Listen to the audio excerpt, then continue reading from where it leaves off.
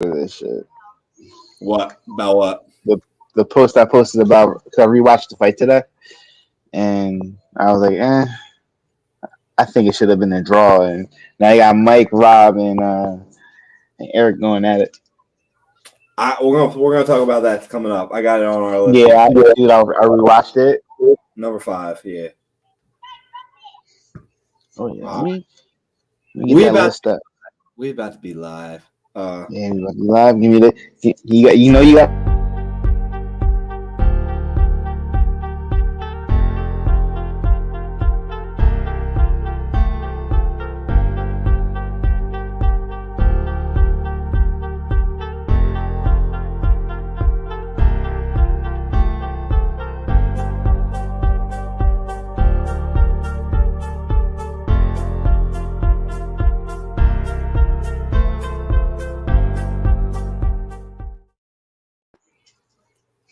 Woo! Feels good to be back. 2 in a week, baby. We are living life. We are back at it. Yo, that's what we told everybody though. But hey, I seen you a couple days ago, but how you doing, brother? You're outside. You are literally on the stoop. On the stoop. We are on the stoop of Collegeville right now. We are live on location, literally. This is the stoop. I am on the stoop representing the stoop. This is great. I like it. I like it. So, what is going on, everybody? Welcome back to another episode of the Stoop Life podcast.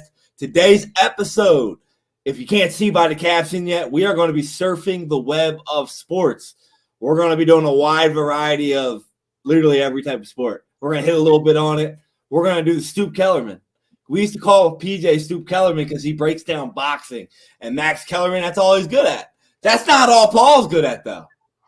But that's his favorite subject. So we are going to be talking about boxing in today's episode. We're going to be talking about UFC, PFL. We're even going to dazzle in a little bit about the NHL at the end.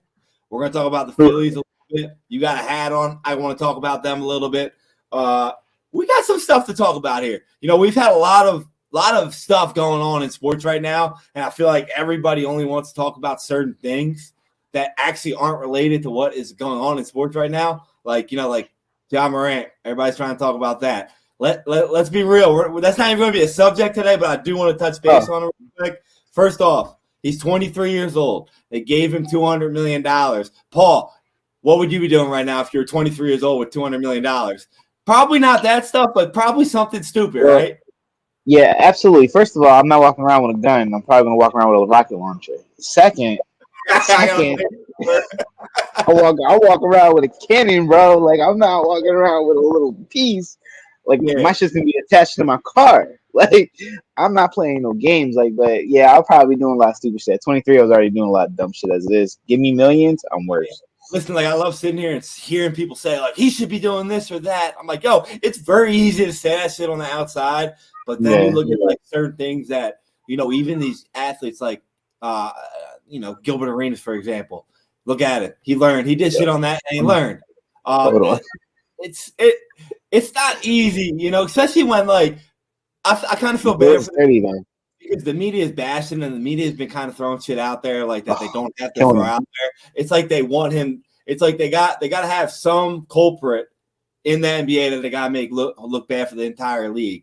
You know, it's like, I agree there. I'm rooting for the kid. I honestly hope he gets traded out of there or something. Like bring him to Philly, maybe. I'll take him. Like, come on. I'll take a pissed off John Morant. We gotta keep him out of North Philly though, but he'll be all right. It's all right. It's all right. We still keep him out of South. Shit. I'll hold the guns. Let's go. I got you. I don't want to shoot nobody, but you know we'll hold the guns. We know a few guys. Though. Good to go. Yeah, now for But anyway, let's talk about. See what I'm saying now? People are talking about that, and that doesn't have anything to do with actually what's going on right now. The history that's made in the NBA right now. We got one team that advanced to the finals that never made it in their history. Nikola Jokic and Jamal Murray led the Denver Nuggets to the finals, and they swept the Lakers. And all anybody wants to talk about is the Lakers getting swept. But I want to talk about how good has this Nuggets team been, bro. Like, people slept on them all year. I love it. I absolutely love it. I love the way they push the rock. Thank God Jamal Murray is back and fully healthy because I can go back and look at the group in 2020 when we were talking about the bubble and how much I was praising Jamal. They're a different team without Jamal, and it showed these last couple years. Now he's back. Yeah, I mean, Then you're throwing to Aaron Gordon. That team pushes the ball quick, dude. It kind of even with Jokic being this good, like man, this team's. I don't know how you beat them right now because of how fast they're moving. I agree. And they're like people like when they're talking about the Lakers got swept, they suck. Like, first of all, they could have been an 8 seed and got swept. They made it that far. Like that Nuggets team, like the only reason they didn't sweep the Phoenix was let's be real, they had KD and Booker, both of them. They were gonna steal a couple games. They were gonna steal a game or so. 45, but like they're both bigger. They're both bigger players. Like you got point guards on the Lakers that were playing on. They're small. Jamal Murray's a big ass point guard. He's a big dude. Caldwell Pope is a physical big guy. Big point guard. Michael Porter, he's big as shit. And he's hitting the shot. We were just talking about this off camera and about how like I love the 3 teams that are left. Even though I don't like Boston, I love the fact that they're not a super team. They've got them 3 superstars that they traded in for. So it's like I like seeing it. I got some numbers I got to go over right now about Nikola Jokic because I feel like a lot of people, actually probably 99.9% of people, disrespect this guy's game. And I think we're from Philadelphia. I agree. Joel Embiid did deserve the MVP, but Nikola Jokic did as well. Like, let's not be. I don't know how you voted, but let's look at these numbers. I want to look at this right now. Going into the finals, Nikola Jokic has 8 triple doubles in the playoffs. He's number 1 all time. It's got to be top 10. I'm about to say that's got to be number 1 all time. He tied Wilt, and then he beat Wilt. He's number 1 now already because he had a triple double in Game 4. He's averaging in the playoffs in 15 games played. He's averaging 38.9 minutes per game. The reason I'm bringing that up first is because I do want to talk about the Sixers and Joel Embiid, and I want to get some shit off my chest about that. There has only been one center in the history of the NBA to average over 36 minutes per game. That was Wilt Chamberlain. That's it. And now Jokic is. He's a different type of player. The motherfucker's a unicorn. He's a unicorn. Oh, he's averaging 29. That's my daughter's favorite mythical creature too. He's a unicorn. Like I watch the guy play, and I think every time he shoots the ball, it's going to be like an air ball, and it goes in. I think every time he passes the ball, he's just throwing it randomly somewhere, and it's a dime. You know, the way he plays, I don't understand how he. I don't know, man. Like he just gets shit done. He's averaging 29.9 points per game, 13.3 rebounds, 10.3 assists, 0.9 blocks, 1.1 steals. The reason I'm bringing that up is because in the bubble year, they played 20 games. He averaged 36.5 minutes. He was over it as well. 24.4 points per game, which is 5 points less than he is now. 11.6 rebounds, which is 2 rebounds less than what he is now. But the big number is 5 assists per game that year. Remember how good they were in the bubble? Everybody said, Small Murray. He's averaging 10.3 assists now, double what they did. Yeah. Maul's being him now. But I want to point out, it's not just Jamal. It's Jamal being there and Michael Porter being healthy. People don't talk about him. When he's healthy. Wasn't he 4 for 4? He was 4 for 3 last game, right? 4. He had 15 points. He's averaging, I think, 16.5 points per game, give or take. I mean, like when you got a wingman like that, that's doing his job on both ends, and you got an elite point guard doing his job. You got the center being the best player on the court because he knows he is. You're gonna go pretty far. An elite wing, an elite point guard who can shoot, right? Yes. Who does that sound like? I don't know. The Golden State Warriors. Yeah, I mean, they're pushing it just like they are. They're fast. Like Michael Porter does. He's kind of. I'm not going to compare him to Klay Thompson by no means. Yeah, but I know. He doesn't need the ball in his hand like Klay does. He doesn't have to get dribbles either. Like that's the thing. Exactly, and that's they look like a Golden State team on steroids right now. Absolutely. And like people want to talk about the Sixers. Nobody's saying it either. That's exactly what I'm talking about, though. Like if you look at the Sixers and everyone's saying, "Oh, Joel Embiid, you can't win with him." Like no, like you got to have players that are doing their jobs around them. Like they're all doing their job, and they have no lack of confidence. Like all of them. Michael Porter, Tobias Harris, like just switch them. Just switch them. The Sixers would have been a lot better because he's doing his job. You know, like So I mean, that's no knock on Toby though. That's no knock on Toby though, but just Michael Porter is being better right now. He's being better in the moments that they need him to be better. Yes, there you go. That's perfect. Yeah, like for the Sixers, Tobias Harris has been he plays good. He plays great defense, and then when you actually need him to do something, gone. You know, and I'm not, like you said, I'm not knocking him specifically. I'm knocking the team build. You guys got to understand that to win this, you can't just get a super. Yeah, we had an MVP, but the MVP hasn't won the conference finals in 4 years since Giannis won it all. Yeah. And since then, I don't even know when it was. Like, that's the thing. Like, usually the MVP doesn't win the title. Like in history, bring on Steve. I know he has that number on the MVP. I want to point out something about that. I think Mike won it here. I think it's not high. It's not a lot. I remember we discussed it before, and it's same as football. Like the MVP of the regular season does not win. He doesn't. You're right. Did Steph do it? Did Steph do it, or no? He lost it because I don't think Steph did it. No. But I think it was Mike, Giannis, and I think. But no, they lost. Magic. Was it Magic? He might have. We're gonna have to figure that out. Someone might know in the comments here. But how many MVP NBA won the championship? I'm willing to bet it's 5 to 6, 5, 6, 7, somewhere in that range. We'll figure it out because I don't know. But that's my point. And I want to point out something else. It's pretty crazy for all you Sixers fans out there. Keep your head up because of this stat. The last 3 MVPs, you got Joel Embiid, didn't win that year. He won MVP. You got Nikola Jokic back-to-back, didn't win, didn't make it either of those years. He's in the finals the year he didn't win. The year after, Giannis won the MVP. Didn't make it that year. They won the title the following year. Won the title. Hey, I'm just saying, like, I mean, maybe the Sixers are going to win next year because of, history. Probably not because, we're from Philly, but hey, it is what it is.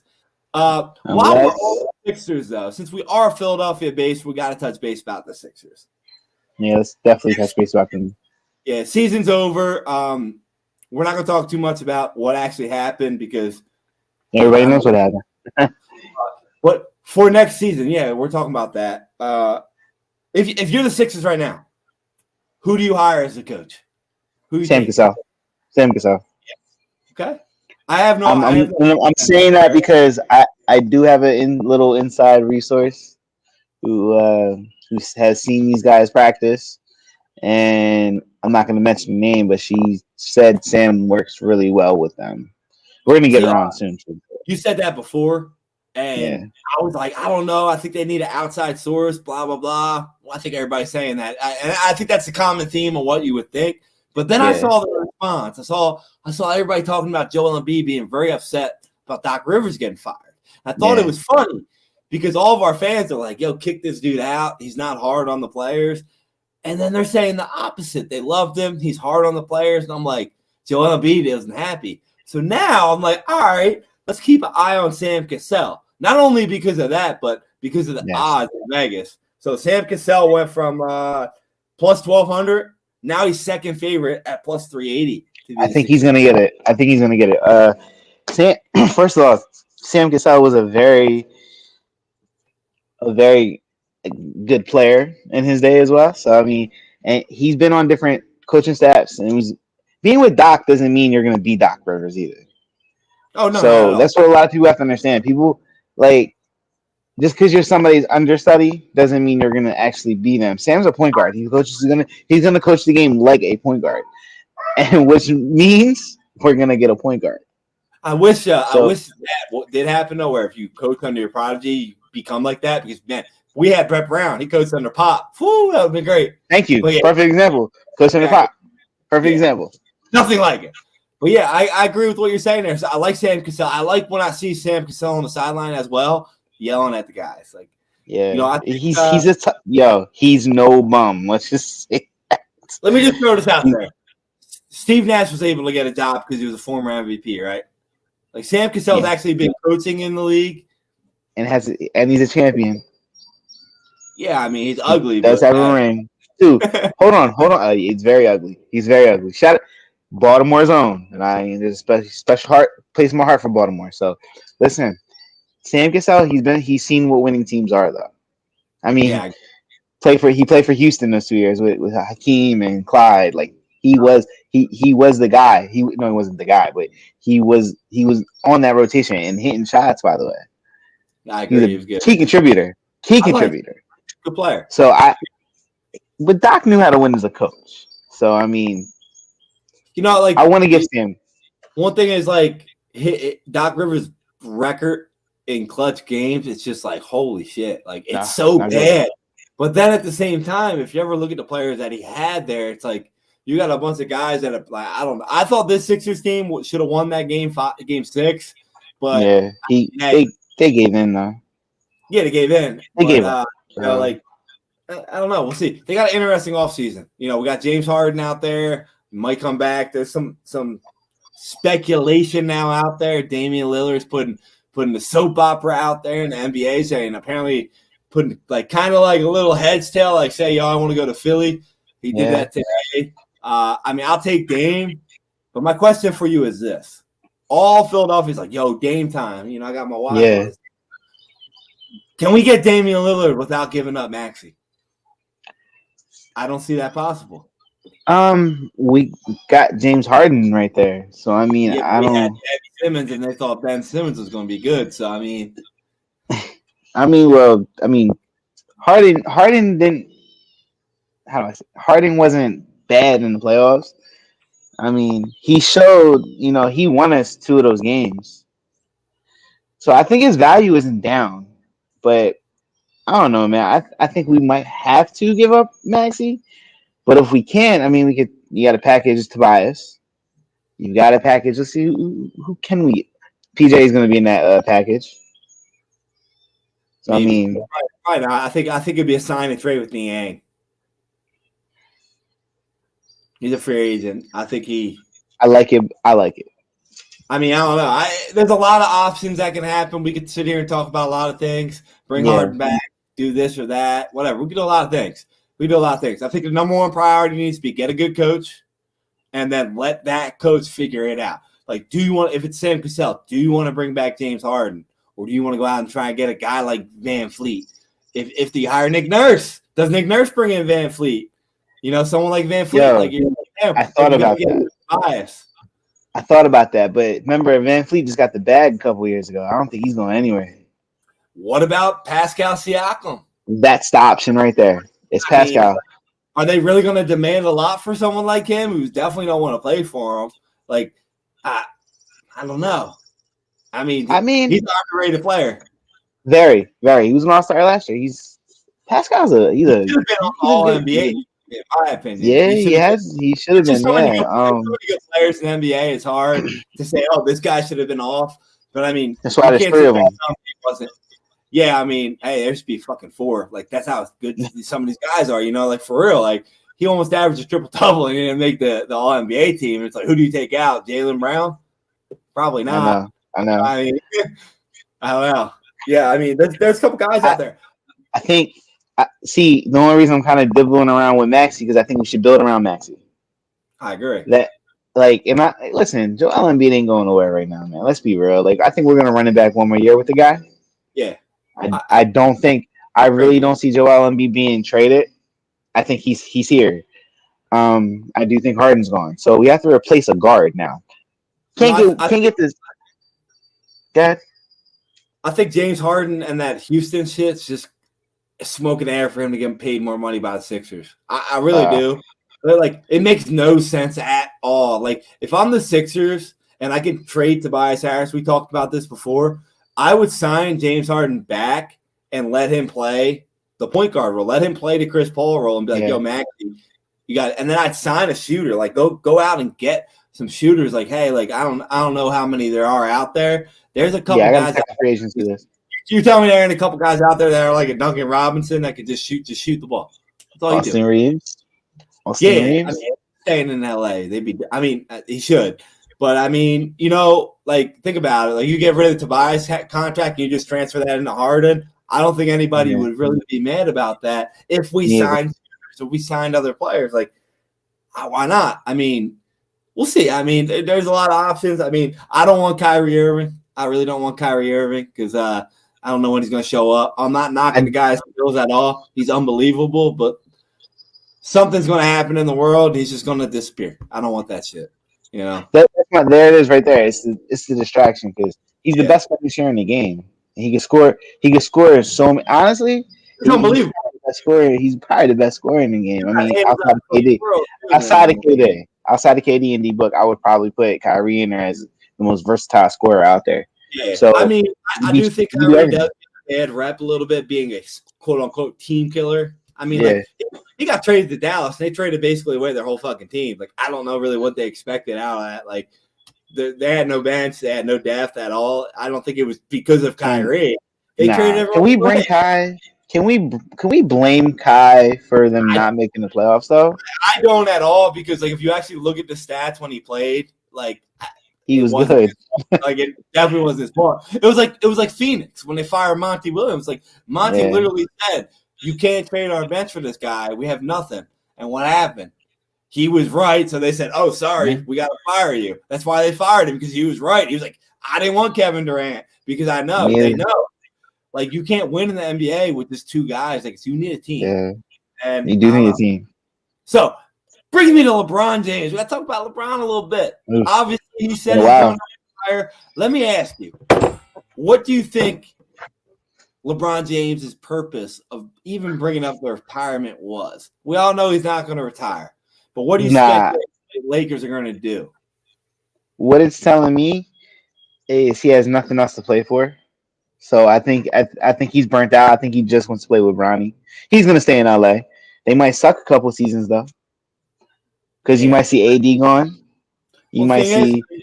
What do you like? What do they realistically do? Like I think their option is sign LeBron and trade Davis because LeBron ain't signing for another 3-4 years. He's going to sign for a 1-year player option, same as they did before. Yeah, I mean, like, does LA they have to invest in it? It's fucking LeBron. I mean, I guess you gotta invest in LeBron, bro. But it's like it's still LeBron. It's LeBron's best choice to stay in LA. I don't know. I mean, it's where his film company is. It's where his film company is. His son's playing for USA.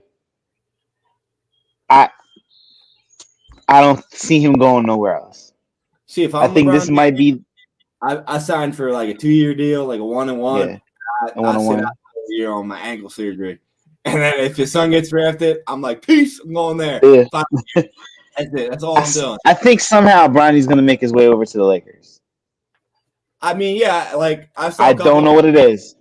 I think some way Bronny, we're probably gonna, especially if he goes to the UFC his first year and he just balls the fuck out because they do have a good backcourt coming up with these freshmen with Bronny and other kid. I think they bring in the number 3 point guard in the nation or some shit like that. I feel a little bad. And Bronny's team doing him, bro. So much pressure. But you know what though? He's going to college, so a lot of that pressure. I don't know if that pressure is going to sit there at UFC. It's just UFC. People forget they were a top 15 team last year. Yeah, I mean they were pretty good. They were. Yeah, I don't know. I think you're right there.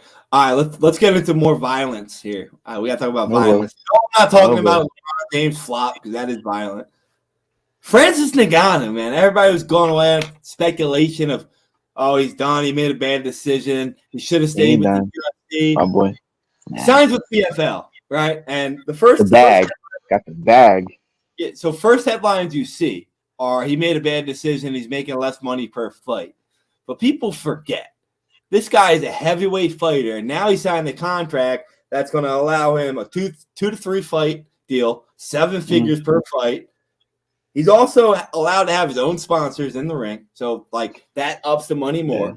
On top of that, he's he can box and he can do MMA. Exactly. And he's on the advisory board for the PFL, which is basically like a lifetime job. And he's the chairman of PFL Africa. They're trying to build out into Europe. I mean, like, anyone bashing this guy for signing what he did? Nah. I think it's stupid, and you think fighters are going to fight till they die. Like, Francis realized that. Exactly. Oh, he's scared of John Jones, this and that. You mean to tell me you look at that motherfucker and you think he's scared?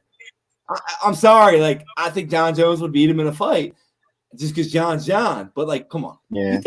Y'all really think Francis Ngannou, the Predator, is scared of any person on this earth?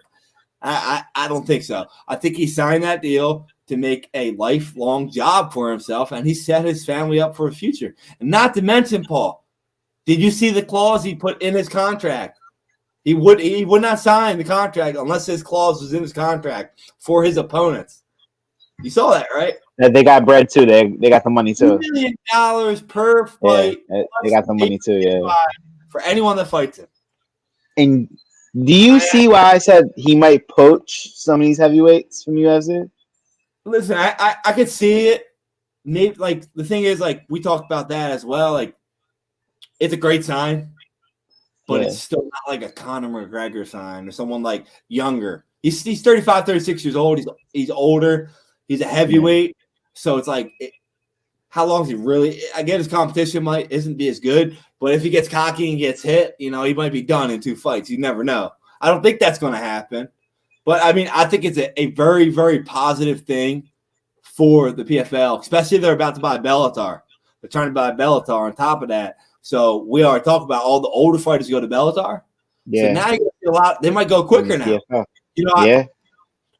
You might get a guy that's like 32, 33, like, let's say like a Robert Whittaker type of guy that is like, he just can't beat the champ. He might say, yo, fuck this.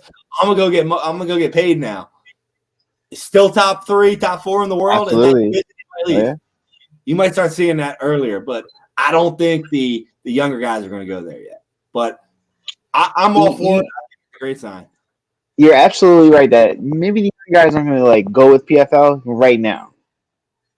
Right now, though, because it's still forming. You know what I mean? Look, and Wiz is on the board. Wiz Khalifa's on the board. Marshawn Lynch is in it. 50 Cent, I believe now is involved with it. It's a lot going on in the PFL, but it's starting to come off its hinges now. So if I'm Tui, the heavyweight Tui, the big boy that drinks out of the shoes, I'll go over to the PFL. I'm not gonna get him a shot at the title. Exactly. I'll go over to the PFL. If I don't know, boom, you said right there. If I'm Derek Rose, all these guys that can't be the top 5 guys. Like, I mean, why would you keep fighting these guys that can never move up? And like, I think the heavyweight division can grow, but like all the other, I just think it's a lot harder because these younger guys want that competition. How about Max? Maybe. Nah, he wants competition and all the top guys. All the best is in UFC.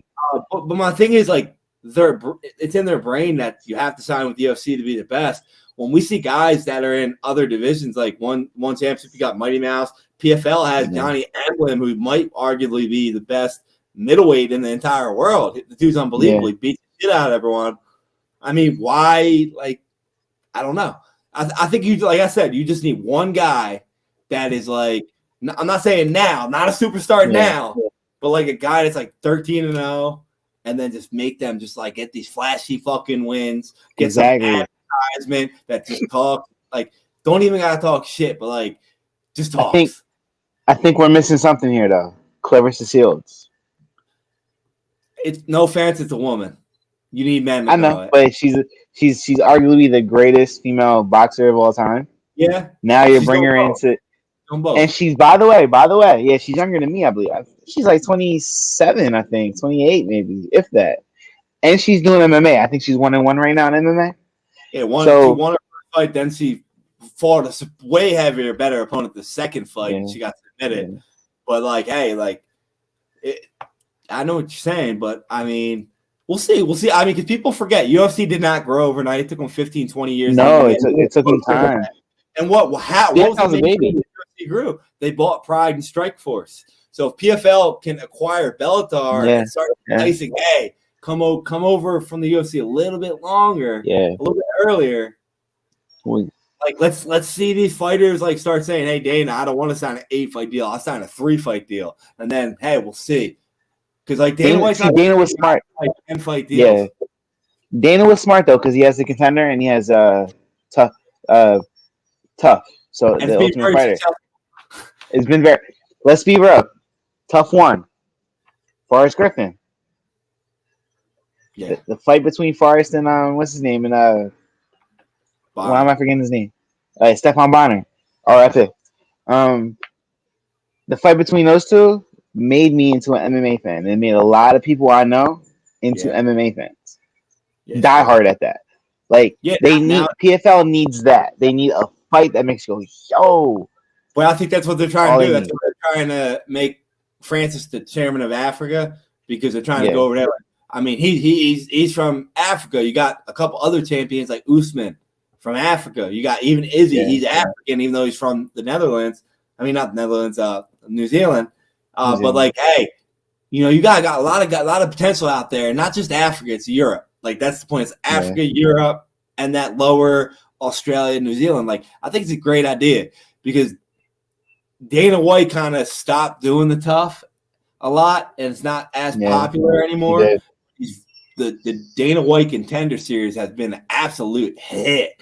Like you got, I think, fire. The Contender Series has been fire. There's a couple other guys in there that are competing for titles. I mean, like it. But then again, you got to buy other organizations to grow to bring people into view. Because like if you're a Bellator viewer and you watch Bellator, you're gonna end up switching to watch PFL more than you are UFC because you know the guys. A lot of people that watch that Bellator shit, they hate the UFC because it's like a business. They don't like it. You know what I mean?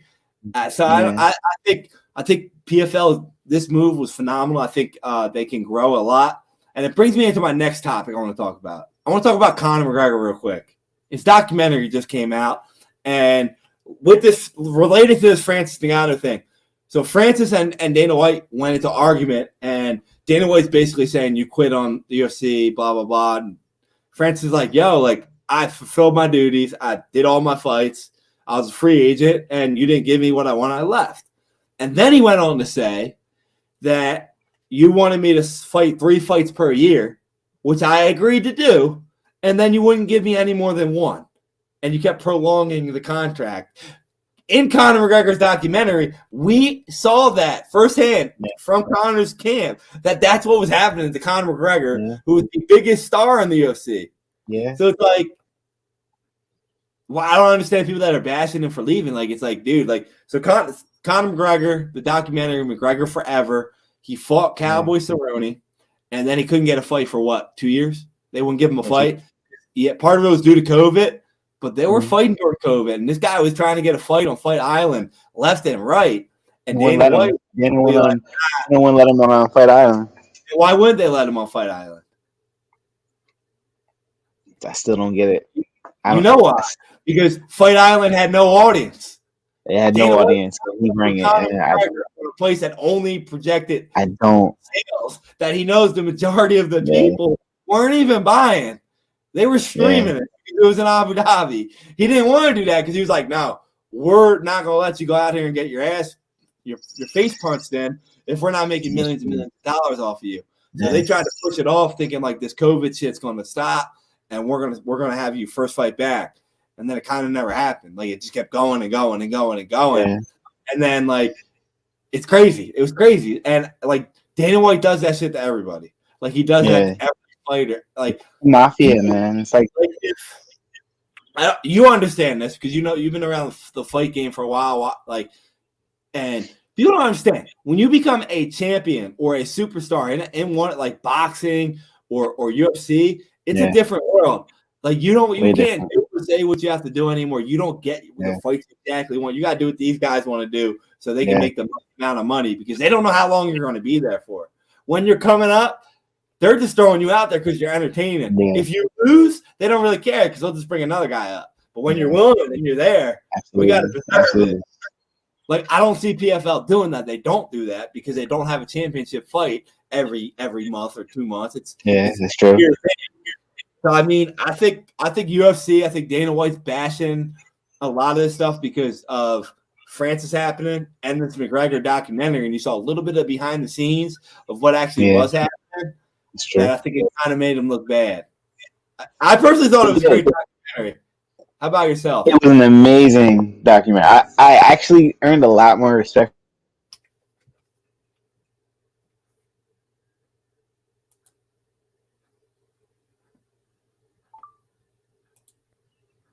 I always liked him, but he shit.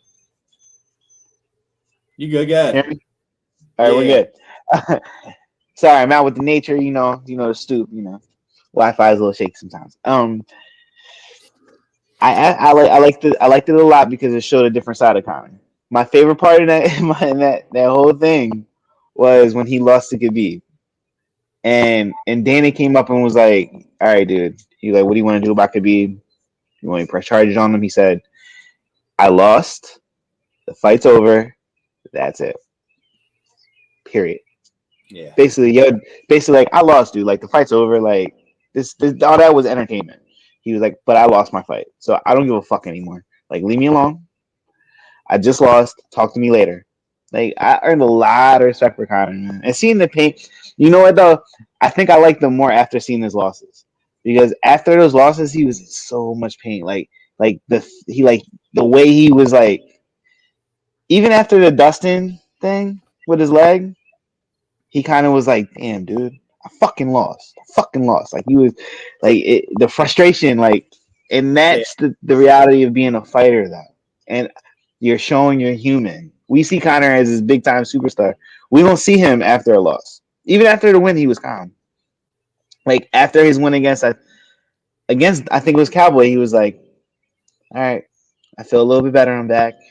Cool." And, and I agree with you. I think that prolonged wait after that Cowboys fight really, really hurt him, because people don't understand, like, when you're a fighter like him, you got to fight every couple months, especially when you're coming off a win, because you get in your own head. You get in your own head, and it showed that in the documentary, which he was. And then he had a great training camp, and then he got knocked out, and it was like, oh shit, yeah. But that happens. It's a fight game. Like, I mean, like, come on, yeah.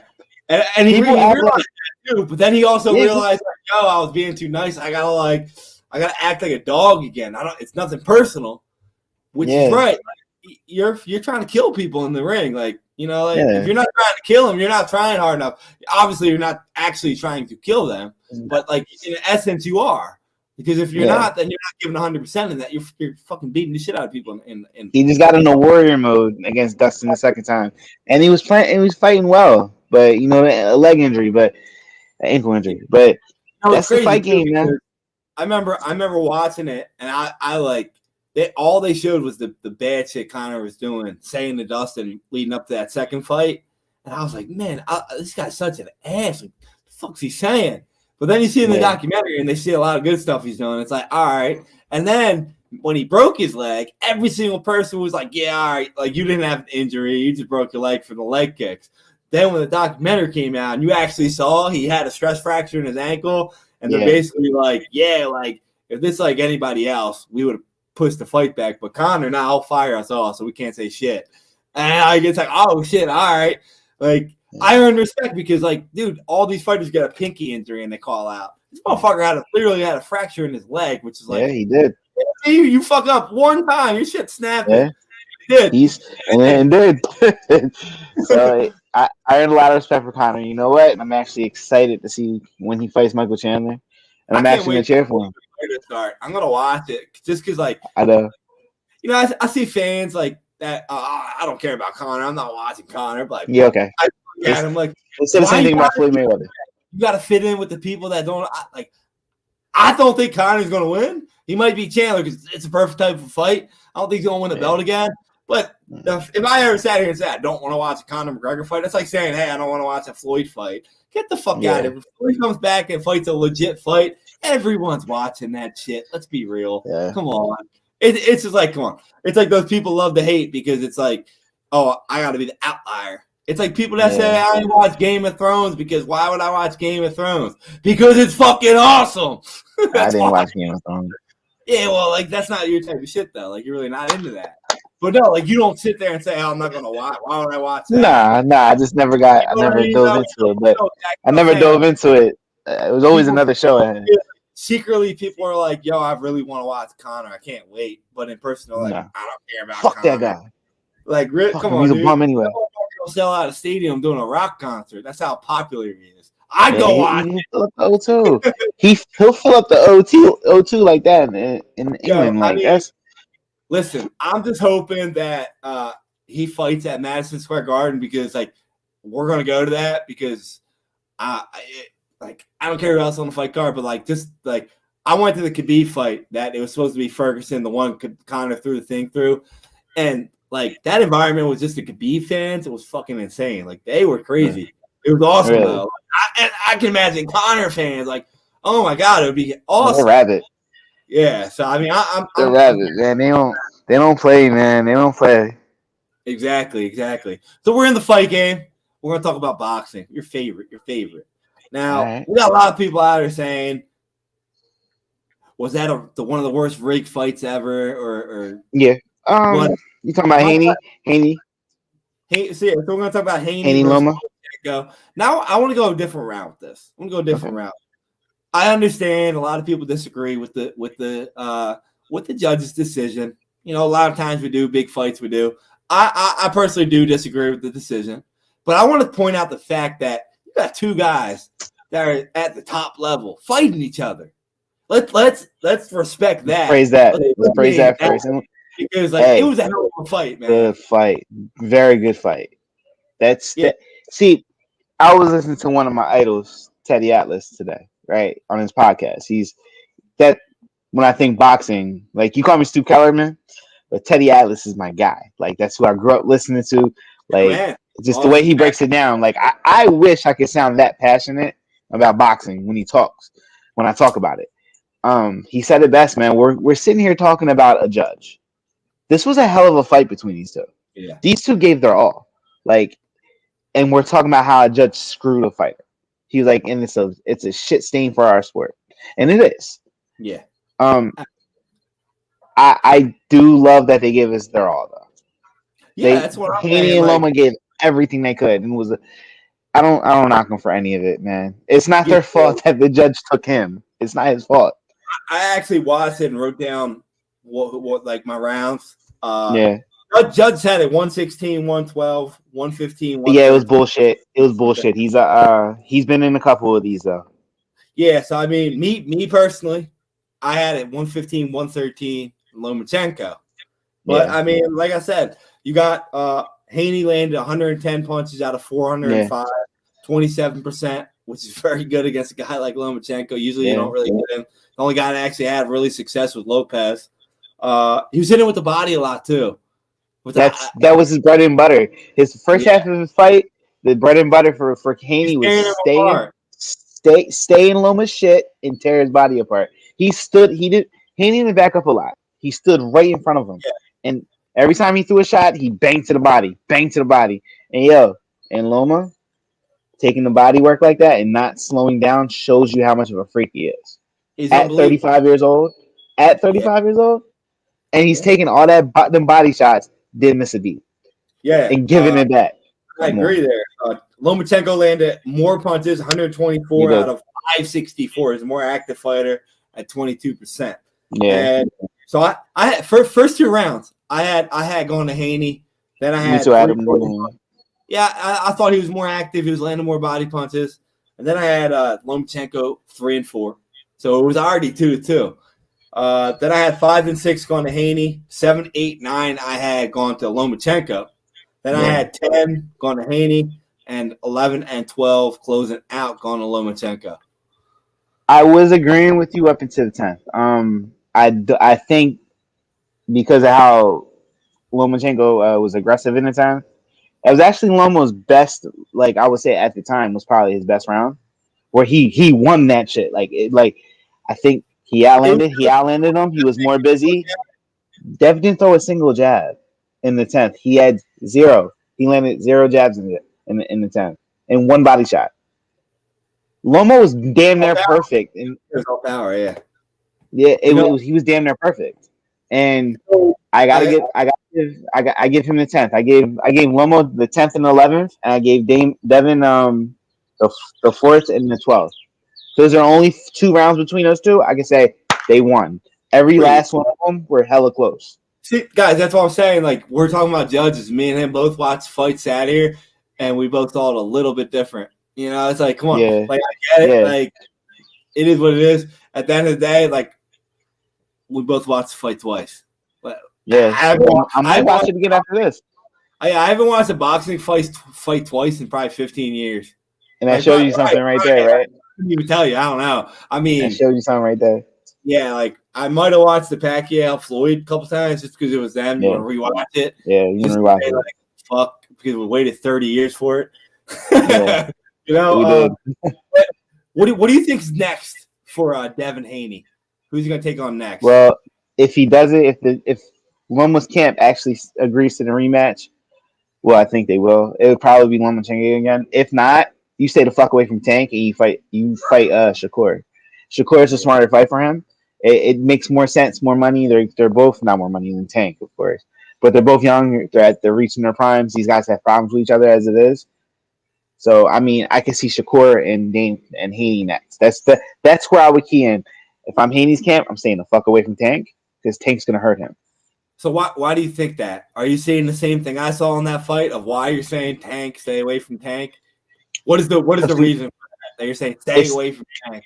I was saying it before, like Devin Haney gets real stationary and he takes sometimes this fight he had to take damage. He had to get those body punches, he had to take damage. Devin has a bad problem of staying stationary and not throwing punches. And when he gets in the inside, he gets roughed up. And what Tank does very good is fight inside and break you. So kills your body. Same thing. I was watching it, and how many times did you watch it where Haney would go body, and then bam, left hook over top. Right over top. Loman don't really got the power. Yeah. Tank would knock the fuck out. Tank would knock him the fuck out. Tank would see that left hook. Yeah. Like it was clean. Everything was clean for long. Like Tank will fucking throw a damn brick. He's gonna at you. And Tank wouldn't fight him like Lomachenko. He would literally probably just get your time down and start picking you apart. That's my point about it. Lomachenko was timing down when he was doing the bodies, and they had the video of his camp, and he knows exactly what the fuck I'm doing. He knows what I'm doing. Yeah, and he doesn't have the power. Like if he would actually had like a power guy, he would have knocked him out. You know, I think he would have too. Like I said, it was a great fight, but I would have been okay with a draw because I don't think neither one of them put their stamp to win it. I can see where you guys say Lomachenko though, because the whole fight, Lomo didn't slow down. Lomo was busy. They're now granted, Haney definitely stayed in there too, but a lot of times you could tell when Haney was taking the foot off the gas, and that's when Lomo took over that round.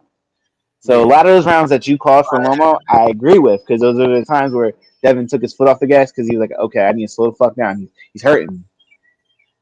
So I agree with you. It could have went to Lomo, but I would be cool with a draw. Yeah, I think at worst it was a draw. Like I don't think Haney. I don't think he did enough to win the fight. I'm not saying he did enough to lose the fight either. So. Like, yeah. But it was a great fight. I'm curious to see what they got coming up next. But we got another fight coming up we got to talk about. And I want to talk about this fight for specific reasons. Devin Haney has said Floyd Mayweather killed the boxing sport because of the promotions. Obviously, he loves the money. Obviously. He loves the O. Yeah. There's so much promotional shit going on. You can't fight this guy because of that promotion, blah, blah, blah. Because of that promotion, yeah. We got 2 guys coming up. We got Bud Crawford and Errol Spence Jr., who have been talking for, 2 years now, and they couldn't get it. Probably longer. Yeah. They literally couldn't get an agreement because of their promotions. They said, fuck the promotions. They went and they talked with each other and said, we're doing this, blah, blah, blah. I don't know the arrangements for the deal yet, but they agreed to a fight on July 29th this year coming up. What do you think about that fight? I love it. As much I was saying to you earlier, I wish it kind of happened a couple years ago. I mean, I'm still happy this is happening because these are two of the best in the business right now, in my opinion. They're just not as active. I can tell you like how I see it. I can break it down, but I mean, I'm gonna change my answer probably 10 times up to the fight Yeah, because I'm gonna watch so much tape on them. This is what boxing needs, though. Two undisputed guys going up against each other. Two O's are on the line. I exactly. I mean, like look, it. Bud's more accomplished in the sport of boxing than Arrow, and I'm not saying that disrespectfully. Multiple division champion, unified multiple divisions. But I will say this: Bud's resume does look a little bit better because of who he's fought. So Yeah. it's going to be a good one, man. My problem is Bud's 35, So I and want. I will want probably be 36. you're bringing up the resume, right? I got the resume for you. You know, this fight Mhm. is for the undisputed welterweight title. Yeah, Undisputed. Do you know how many times you've had two guys of uh, at least 25-0, both champions fighting each other ever in no, history of no, boxing? I can't. Not off the top of my dome, no. 6-0. It's never happened. Zero. First time. Oh yeah, that's right. No, wasn't Sugar Ray and Sugar Ray Leonard and Sugar Hearns? Ray. No, not Hearns. Yeah, Sugar Ray and Hearns were undefeated, right? Nah, Hearns lost. Yeah, so they weren't undefeated. Oh wow. They weren't. Well, they might have been, but they weren't both champs. So it's like first time ever they're You, both champs. you you're right. They were both undefeated, but they weren't both champs. You're right about Yeah, that. it's But the first time ever these they're guys are undefeated. undefeated and both champions. You're bringing up the resume though. Spence is 28-0, Yeah, 22 knockouts, 6 title yeah, fights. yeah. Six title fights. Beautiful record. He's still younger. Bud's 39-0, 30 knockouts. What I got? 19 title fights. So it's like, yeah, he's been there a He's lot more. accomplished. He's Yeah, very accomplished. Not saying again, not saying EJ isn't. He's fought bigger fighters, though, yeah, especially at this weight class. I So agree. Yeah, it's gonna be interesting. they're both amazing. Both, this fight reminds me of Volkanovski versus Islam. Pound for pound, number one on the line. Yeah, you're right. Like, I agree. I don't know. It's like it's a little different because obviously they're the same weight. Where like that fight, you're like Yeah, Volkanovski moving up. It's like, yeah. but nobody ever counted him out at all. Like people were picking him. I wanted him to win. I thought he could win. It's like that. Which brings me to my question for you. If you were Las Vegas, who is the favorite in this fight? Spence. Spence is. All right. So the funny part is there ain't no favorite right now. They're both money line. Oh, really? Both of You them. know what? I'm okay with that because of how great they are. That's unbelievable. Yeah, man. That's crazy. Yeah, I was looking I at can. like, damn. I was like, can I get Bud Yeah. at like plus, I was thinking, can I get Bud at like plus 115? I'll throw money on it. I love Bud. I love It'll Bud move, because though. I used to fucking feel disrespect this motherfuckers on Friday night fights. I'm like, what's going on here? Yeah, they were doing him dirty. They were doing him dirty back in the day. I'm glad he's finally getting. He's probably going to get his bag. They're both going to get a bag, but this is going to be big for boxing. Boxing's been trying. Yeah, they're trying. I think this is a good step forward. I think this is a great step Yeah. forward because I mean, they just had a streak. They just had a streak of good fights. Then they had a streak of bad fights that were good. Like the Rolly fight. Good though, because you got guys that are willing to say fuck the promotion. Like we're ain't paying anything. Let's go. Like I mean, like because box they know. Like these young fighters, like there's a lot of young guys that are coming up that are like, yo, I want to beat the best guys. Like who the fuck is fucking John Simmons? Who the fuck's he? No one knows him. I want to fight the guys that are there. And there's a lot of guys that are young, hungry, that want to fight. And I'm liking this, like these guys stepping in and doing it. And we'll see. So we got for the fight, like I said, both guys are already money line minus 112. But Spence by decision is plus 160. And Bud by decision is plus 210. So I guess technically Errol Spence is the favorite. By knockout, though, Bud is plus 360 and Spence plus 500. Oh, they think he's gonna. Oh, they think Bud's gonna stop EJ. No. The odds are better for the decision, but if one of them were to knock the other guy out, more likely that a Bud would knock him out. So, really? Yeah. Really? That's interesting. That's very interesting. For the fight to go to distance, yes is -195, and no is +210. Yeah.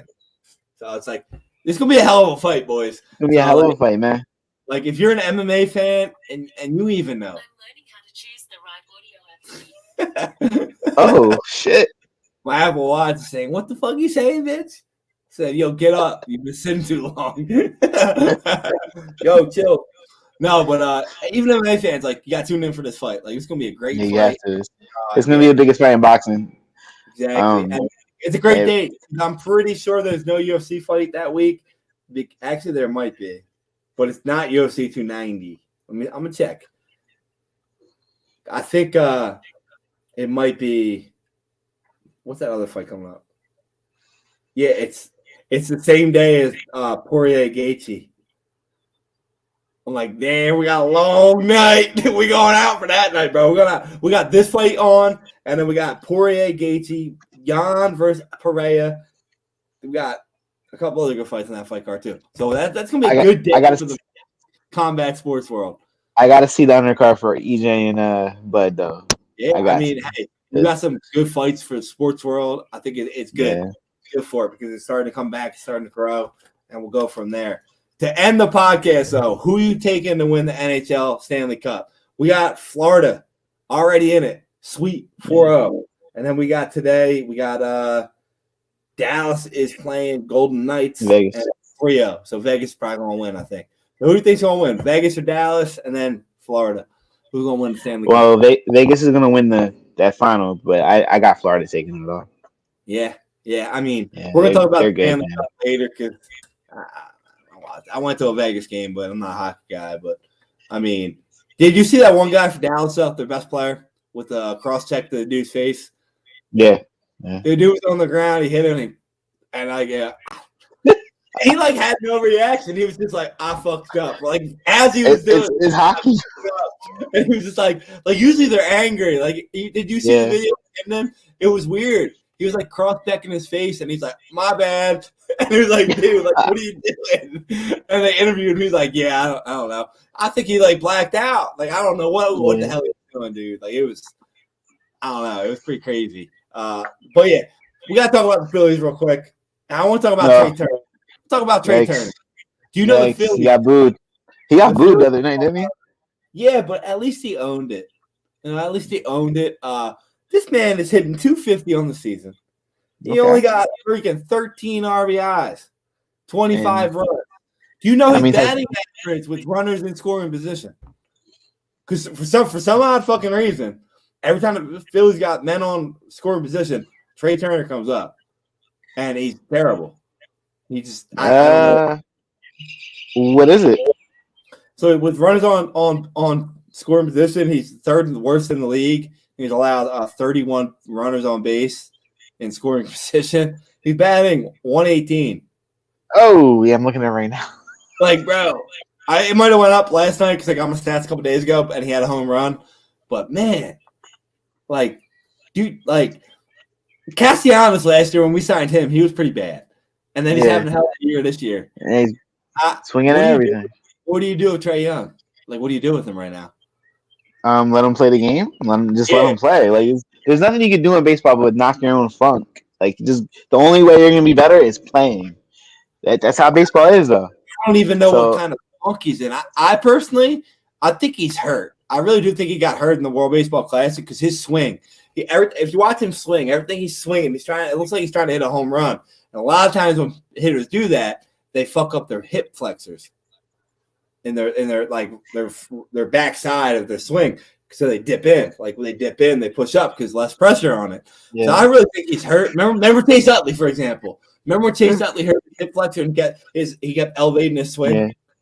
Like Trae Young's kind of doing the same thing right now. And it's like, and the motherfucker never misses any games. Like he plays every game for like the last 4 years. Like, he does.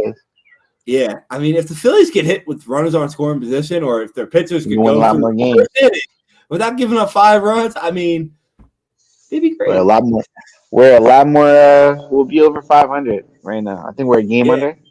Yeah, I mean, I don't know. I don't really watch them that much. I just see stats and shit like that. I mean, horrible. I mean, baseball is crazy. To me, it's not.